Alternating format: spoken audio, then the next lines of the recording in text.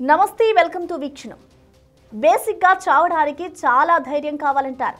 ఎంతో ధైర్యం ఉంటే కానీ ఆత్మహత్య లాంటి నిర్ణయం తీసుకోరని చెబుతారు. అయితే ఈ మధ్య కాలంలో తెలుగు రాష్ట్రాల్లో పెరిగిన వరుస ఆత్మహత్యలు చూస్తుంటే అవన్నీ తప్పనిపిస్తోంది. ధైర్యం కావాల్సింది చావడానికి కాదు, బతకడానికి. ఆత్మహత్య నిర్ణయం తీసుకున్నంత సులభంగా ఏది ఏమైనా సరే బతికి తీరాలని నిర్ణయం తీసుకోలేకపోతున్నారు. ధైర్యంగా జీవితాన్ని కొనసాగించలేకపోతున్నారు. పోనీ ప్రాణం తీసుకుంటే పరిష్కారం దొరుకుతుందా? చచ్చేంత ధైర్యం బతకడానికి ఎందుకు లేదు?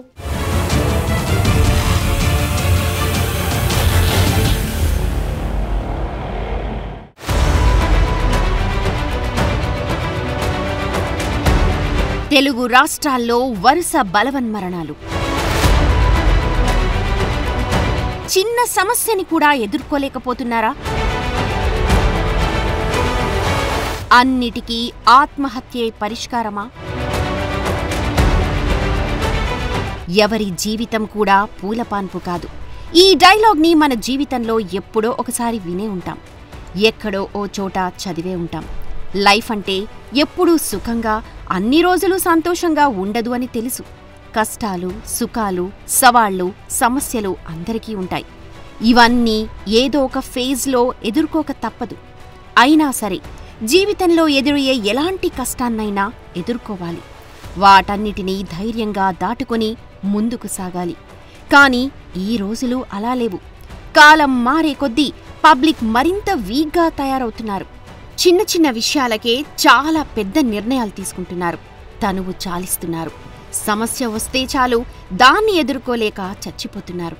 ఇటీవలి కాలంలో చిన్న, పెద్ద, యువత, ముసలి, ముతక అన్న తేడా లేదు. అందరిది అదే దారి. ఎంతో అందమైన జీవితాన్ని గెలవలేక అర్ధాంతరంగా చనిపోతున్నారు. అసలు ఓ చిన్న సమస్యను కూడా ఎదుర్కొనే ధైర్యం లేకుండా ఎలా ఉంటున్నారు? దేన్నైనా తట్టుకోగలిగే, ఎదుర్కోగలిగే ఆత్మవిశ్వాసం ఏమైపోయిందన్న ప్రశ్నలే ఇప్పుడు అందరిలోనూ తలెత్తుతున్నాయి.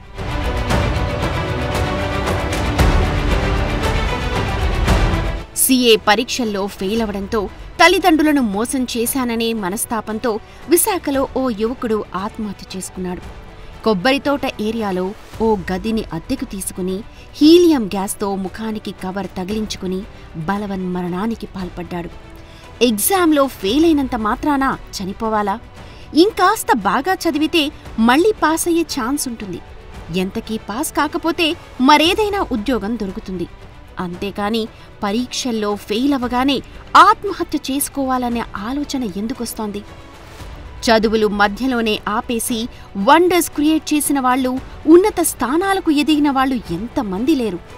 పరీక్షలే జీవితాన్ని నిలబెట్టవని, అదొక్కటే జీవితం కాదు అని ఎప్పుడు తెలుసుకుంటారు? హైదరాబాద్లో కుటుంబ కలహాలతో హుసేన్ సాగర్లో దూకి ఆత్మహత్య చేసుకుంది కీర్తిక అగర్వాల్. తనతో పాటు 2 ఏళ్ల చిన్నారి ప్రాణాన్ని కూడా తీసుకెళ్లిపోయింది. ఫ్యామిలీలో గొడవలున్నంత మాత్రాన, భర్తతో మనస్పర్ధలు వచ్చినంత మాత్రాన చావే పరిష్కారమా? అంతగా ఇబ్బంది ఉంటే పెద్దవాళ్లను కూర్చోపెట్టి మాట్లాడటమో, కౌన్సిలింగ్ తీసుకోవడమో చేయాలి. కానీ ఇలా ప్రాణాలు తీసుకోవడమేంటి? చిన్న చిన్న సమస్యలకే ఆత్మహత్య చేసుకోవాలన్న ఆలోచన ఎందుకొస్తోంది అనేదే ఎవ్వరికీ అంతుపట్టడం లేదు. తిరుపతిలో ఇంజనీరింగ్ చదువుతోన్న 20 ఏళ్ల చందు అనే విద్యార్థి ఆత్మహత్య చేసుకున్నాడు. తూర్పుగోదావరి జిల్లాలో తొర్రేడు తిరుమల కాలేజ్లో ఇంటర్ ఫస్ట్ ఇయర్ చదువుతోన్న ఎల్లా సత్యదేవ్ కుమార్ ఆత్మహత్య చేసుకున్నాడు. హాస్టల్లో తండ్రి దించి వెళ్లిన కొన్ని గంటల్లోనే సూసైడ్ చేసుకున్నాడు. హాస్టల్లో ఉండనని, ఇంటి దగ్గరే ఉండి చదువుకుంటానని మారాన్ చేశాడు. తల్లిదండ్రులు ఒప్పుకోకపోవటంతో ఆత్మహత్యే శరణ్యం అనుకున్నాడు. తల్లిదండ్రులు ఒప్పుకోకపోతే వారిని ఒప్పించే ప్రయత్నం చేయాలి. కూర్చోపెట్టి నచ్చచెప్పాలి. ఒక్కసారి కాకపోయినా మరోసారి వింటారు. కానీ హాస్టల్లోనే ఉండమన్నారన్న బాధతో ప్రాణాలు తీసుకోవడమేంటి?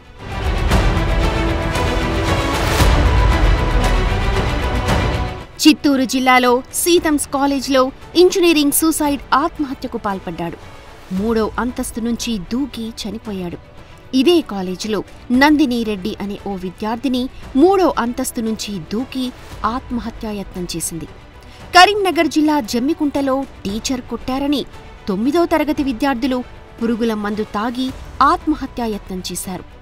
చదువుకునే చోట ఇబ్బందులుంటే తల్లిదండ్రులకు చెప్పాలి, స్కూల్ యాజమాన్యం దృష్టికి తీసుకువెళ్లాలి. కానీ ఇలా చనిపోవడం వల్ల సమస్య తీరుతుందా?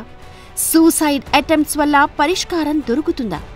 విద్యార్థులు ఎందుకు ధైర్యంగా తమ సమస్యపై పోరాడలేకపోతున్నారు? మెదక్ జిల్లాలో లోన్ యాప్ ఏజెంట్ల వేధింపులు తాళలేక శ్రీశైలం అనే వ్యక్తి ఆత్మహత్య చేసుకున్నాడు. కొంతవరకు అప్పు తీర్చిన లోన్ యాప్ ఏజెంట్లు భారీ పెనాల్టీ వేశారు. ఈఎంఐలు చెల్లించలేకపోవడంతో ఇంటికొచ్చి బెదిరించారు. అంతే, మనస్తాపంతో పురుగుల మందు తాగి ఆత్మహత్య చేసుకున్నాడు.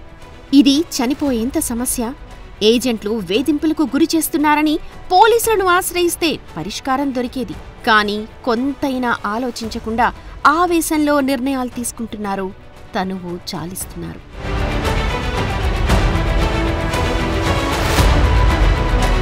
విశాఖలో భార్యాభర్తలు ఆత్మహత్య చేసుకున్న ఘటన విషాదకరంగా మారింది. చనిపోయిన మహిళ 7 నెలల గర్భంతో ఉంది. తమ కోసం కాకపోయినా కడుపులో ఉన్న బిడ్డ గురించి కూడా ఆలోచించకుండా ఆత్మహత్య చేసుకోవాల్సినంత కష్టం ఏమొచ్చింది? సమస్య ఏదైనా కాని చావే పరిష్కారమని ఎందుకనుకుంటున్నారు? విశాఖలోని సమతా డిగ్రీ కాలేజీలో విద్యార్థి సాయి తేజ ఆత్మహత్య కూడా కలకలం రేపింది. మహిళా లెక్చరర్లు లైంగికంగా వేధించారని చనిపోవడం ఎంతవరకు కరెక్ట్? ప్రతి రికార్డులోనూ తప్పులు ఎత్తి చూపుతున్నారని మనస్తాపం చెందాల్సినంత అవసరం ఉందా? కాలేజ్ యాజమాన్యానికి ఫిర్యాదు చేస్తే సమస్య తీరిపోయేదేమో. ఒకవేళ అక్కడ కూడా పరిష్కారం దొరక్కపోతే విద్యార్థి సంఘాల నాయకులను సంప్రదిస్తే విషయం కొలిక్కి వచ్చేదేమో. ఇంత సింపుల్గా సాల్వ్ అయ్యే వాటికి కూడా ఆత్మహత్యే శరణ్యమని ఎందుకనుకుంటున్నారు? చావొక్కటే అన్నిటికీ పరిష్కారమన్న ఆలోచనలు ఎందుకొస్తున్నాయి? మారాల్సింది సమాజమా, మనుషుల ఆలోచన విధానమా? కాస్త సమయం తీసుకుని ఆలోచిస్తే ప్రతి సమస్యకు పరిష్కార మార్గం దొరుకుతుంది. కానీ ఆలోచించలేక ఆవేశంలో నిర్ణయాలు తీసుకుంటూ తమ జీవితాలను ముగిస్తున్నారు. కుటుంబంలో తీరని విషాదాన్ని మిగులుస్తున్నారు.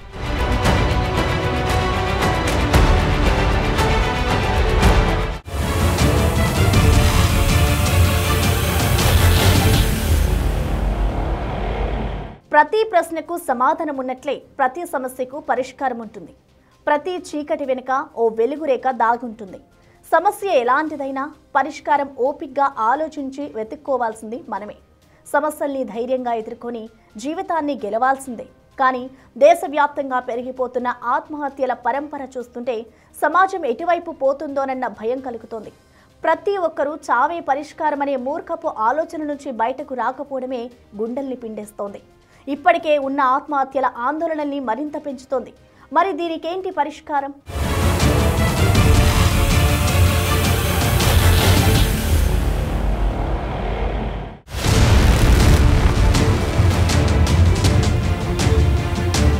కారణాలు ఏవైనా కావచ్చు, సమస్య ఎలాంటిదైనా ఉండొచ్చు. కానీ తీరిగ్గా ఆలోచిస్తే ప్రతి ప్రాబ్లంకి ఖచ్చితంగా సొల్యూషన్ దొరుకుతుంది. ఏదైనా సమస్య వస్తే దాన్ని తట్టుకునేంత ఆత్మవిశ్వాసం చాలా మందిలో సన్నగిల్లుతోంది. వరుస ఆత్మహత్యల్ని చూశాక అర్థమవుతున్నది ఇదే. మార్కులు తక్కువొచ్చాయని, ఎగ్జామ్లో ఫెయిల్ అయ్యామని, ప్రేమలో విఫలమయ్యామని, ఆర్థికంగా నష్టపోయామని, సోషల్ మీడియాలో ట్రోల్స్, కుటుంబ కలహాలు, వేధింపులు, ఇలా చెప్పుకుంటూ పోతే అనేక కారణాలున్నాయి. మరెన్నో అవమానకర ఘటనలుంటాయి. అయితే ఇటీవలి కాలంలో చాలా చిన్న కారణాలకే ప్రాణాలు తీసుకోవటం ఆందోళన పెంచుతుంది. ముఖ్యంగా నేటి తరం కష్టాలను తట్టుకోలేకపోతుంది, ఒడిదుడుకులను భరించలేకపోతుందని అభిప్రాయాలు వినిపిస్తున్నాయి. జీవితంలో భాగంగా ఎదురయ్యే చిన్న ఫెయిల్యూర్కి కూడా జీవితమే అంతమైపోయినట్లు భావిస్తున్నారు. ప్రతి సమస్యకు ఇన్స్టెంట్ రిలీఫ్ కావాలి, ఎలాంటి ఇబ్బంది ఎదురైనా వెంటనే పరిష్కారం దొరికేయాలనుకుంటారు. సొల్యూషన్ కాస్త లేట్ అయినా లైఫ్ ఎండింగ్ డెసిషన్ తీసేసుకుంటున్నారు. ఇతరుల జీవితాలతో పోల్చుకుంటూ తాము ఎందుకు పనికిరామని నిరాశ చెందుతున్నారు. మిగతా వాళ్లలా తమ లైఫ్ ఎందుకు లేదని బాధపడుతుంటారే తప్ప వారి స్థాయికి ఎదగాలని అనుకోవటం లేదు. సో ఈ సోషల్ కంపారిజన్స్ కూడా సూసైడ్స్కి ఓ రీజన్గా కనిపిస్తోంది.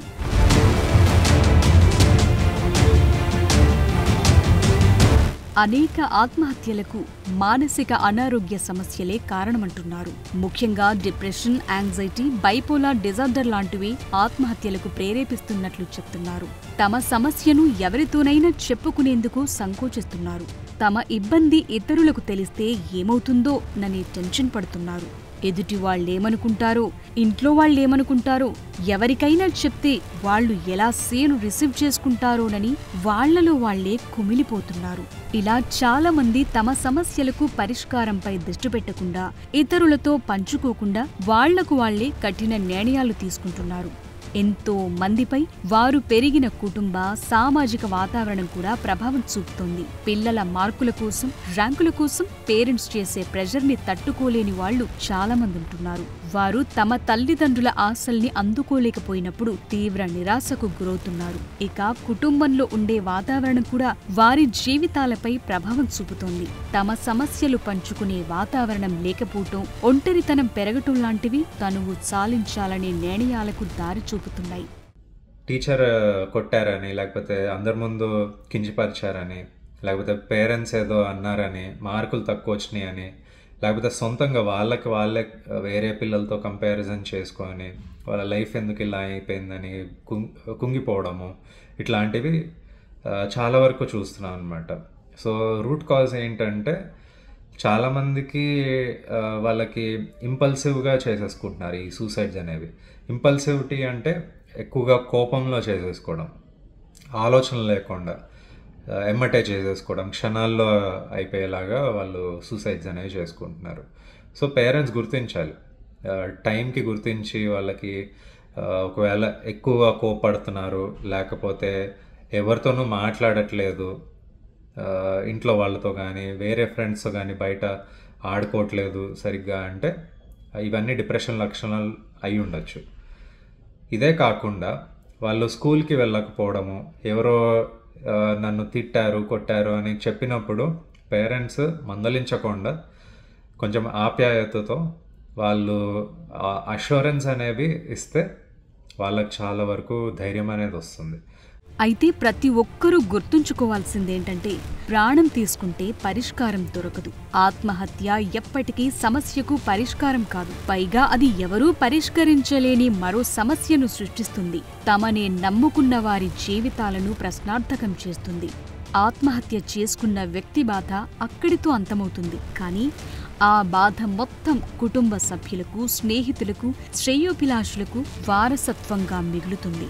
ఇది మిగతా వారి జీవితాలపై ప్రభావం చూపుతుంది. జీవితం అనేది ఆ భగవంతుడిచ్చిన బహుమతి. జీవితం అనేది లైఫ్ జర్నీలో ఎదురయ్యే సంఘటనలతో అనుభవాలను నేర్చుకునేందుకు, అప్పుడప్పుడు వచ్చే సమస్యలను అధిగమించేందుకు ఓ చక్కని అవకాశం. ప్రతి సమస్య ఓ పాఠాన్ని నేర్పుతుంది. ఆత్మహత్య ఆలోచనలు కేవలం ఆ క్షణంలోనూ, ఆ రోజులోనూ, ఆ దశలోనూ ఓ తాత్కాలిక నిరాశ నుంచి పుడతాయి.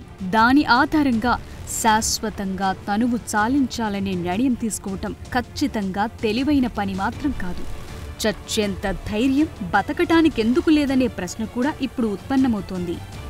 ఆత్మహత్యకు ప్రయత్నించే వ్యక్తిలో అపారమైన ధైర్యం, కఠినమైన నిర్ణయం తీసుకునే శక్తి ఉంటుంది.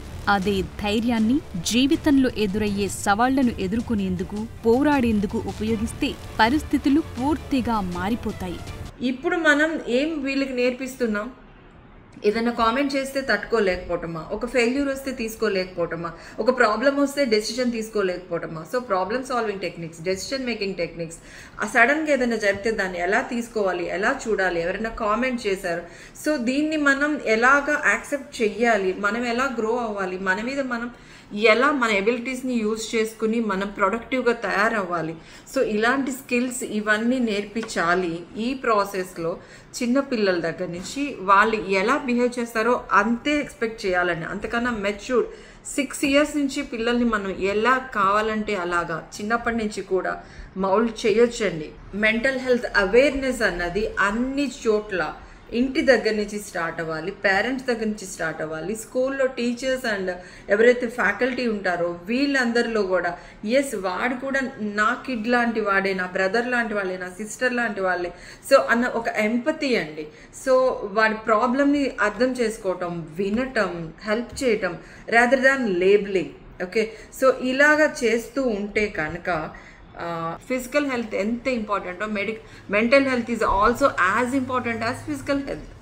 సో ఈ మెంటల్ హెల్త్ బాగుంటేనే మనం ఐక్యూ కన్నా కూడా ఈక్యూ బాగుంటేనే లైఫ్లో సక్సెస్ అవ్వగలం మనం. సో ఇది పిల్లలకి అర్థం అయ్యేట్టు చెప్పాలి, పిల్లలు పడిపోనివ్వాలి, ఏడవాలి, దెబ్బ తగలాలి, సో ఫెయిల్ అవ్వాలి, నేర్చుకోవాలి, అవమానింపబడాలి, స్ట్రాంగ్గా నుంచోవాలి. ఇవన్నీ జరిగితేనే కదా రేపొద్దున్న లైఫ్లో వాళ్ళు ఫేస్ చేయాల్సింది. సమస్యలున్నోళ్ళు ఎవరైనా ఆలోచించాల్సింది ఆత్మహత్యలు ఎలా చేసుకోవాలని కాదు, సమస్య నుంచి పారిపోవటమూ కాదు, పోరాడటం నేర్చుకోవాలి. ఓటమి అంతమనుకోవద్దు, అదొక పాఠంగా భావించాలి. మరణాన్ని ఆశ్రయించటం కంటే మళ్లీ ప్రయత్నిస్తే ఖచ్చితంగా గెలిచే అవకాశాలే ఎక్కువ. ప్రతి మనిషికి జీవితంలో కష్టాలొస్తాయి. వాటికి ముగింపు ఆత్మహత్య కాదు, అదొక కొత్త ప్రయాణానికి పునాది కావాలి. ఆత్మహత్య చేసుకునే కంటే ముందు మీ సమస్యను కుటుంబ సభ్యులతో చర్చించండి. కుదరకపోతే ఫ్రెండ్స్కి, మీ శ్రేయోభిలాషులకు చెప్పండి. పరిష్కారం మీకు తట్టకపోయినా మీ వాళ్లకు తెలియొచ్చు. వాళ్లకు దాన్ని సాల్వ్ చేసే సామర్థ్యం ఉండొచ్చు. ఎవరో ఏదో అనుకుంటారని వెనకడుగు వేస్తే అందమైన జీవితాన్ని కోల్పోవాల్సి వస్తుంది. ఓటమి కూడా జీవితంలో భాగమని అర్థం చేసుకోవాలి. ఎన్ని సమస్యలు ఎదురైనా తిరిగి ఎలా నిలబడాలో నేర్చుకోవాలి. బతికేందుకు ధైర్యాన్ని తెచ్చుకోవాలి. జీవిత ప్రయాణంలో ఎదురయ్యే ముళ్లను, రాళ్లను దాటుకుంటూ ముందుకెళ్లాలి. లైఫ్ జర్నీలో వచ్చే ప్రతి మార్పును స్వాగతించినప్పుడే జీవితం సార్థకమవుతుంది.